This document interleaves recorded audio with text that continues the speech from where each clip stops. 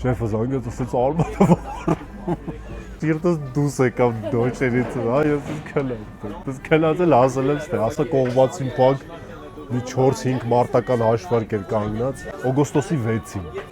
2021 թվականի օգոստոսի 6-ին կեցեն մեր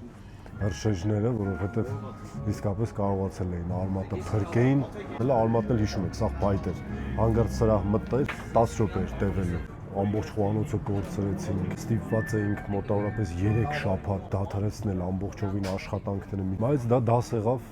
ֆրիծուրի մասով ու հիմա շատ ավելի զգուշավոր ենք օգտագործում ճարպատ ջեռոցը, որը իդեպ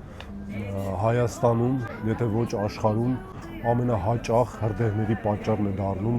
մեր ոլորտում։ Նայում էի, կամերաներով նայում էի, ուրեմն ասենց կայծն է,